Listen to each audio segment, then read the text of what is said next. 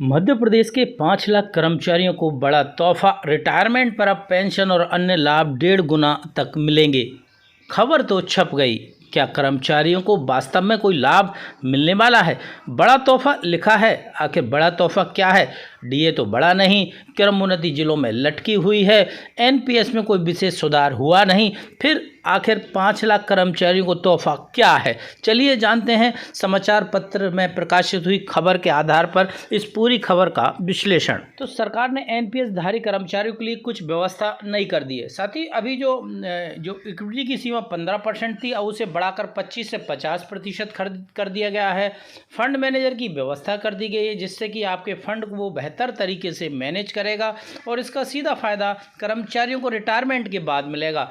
यदि आपकी पेंशन अभी नई व्यवस्था से लगभग 40,000 रुपये बनती मान लीजिए, तो आने वाले समय में आपको लगभग 60,000 रुपये पेंशन मिल सकती है। इसी प्रकार रिटायरमेंट पे जो आपको पैसा मिलने वाला था, अब वह और भी बढ़कर मिलेगा। हालांकि ये पूरी व्यवस्था बाजार जोखिम पर आधारित है। मार्केट रिस्क रहेगी, ब्याज दरें प्रभावी होंगी, तो मार्केट पर ही तय होगा कि आपकी पेंशन और आपका रिटायरमेंट पर मिलने वाला पैसा कितना आपको मिलेगा। और ये सभी राज्य सेवा में जो 2005 के बाद जितने भी अधिकारी कर्मचारी शामिल हुए हैं, उन सभी के लिए ये खबर है। कर्मचारियों का अभी जो पैसा कटकर एनपीएस में जमा होता था, वह अभी 3 फंड मैनेजर उसमें होते थे और निवेश की सीमा 15% थी, जिसमें कि आप सभी जानते हैं एसबीआई, एलआईसी और यूटीआई में निवेश की अनुमति दी गई थी। 15% तो राशि को निवेश किया जाता था, इसमें से 12% हिस्सा निवेश हो पाता था, बाकी का 82% हिस्सा सरकार रखती थी, जिस पर समान दर से ब्याज मिलता था। ये अभी चल रहा था। अब नया परिवर्तन क्या होगा? नए परिवर्तन से अब आप फंड मैनेजर 3 की बजाय 12 हो गए हैं। अब 12 में से आप चयन कर सकते हैं। इक्विटी की भी लिमिट भी 25% कर दी गई है, जो कि अब 50% रहेगी, मतलब 50% आप कर सकते हैं। इनमें कर्मचारियों का 30% तक रिटर्न मिल सकता है। 50% राशि समान दर पर ब्याज मिलेगा।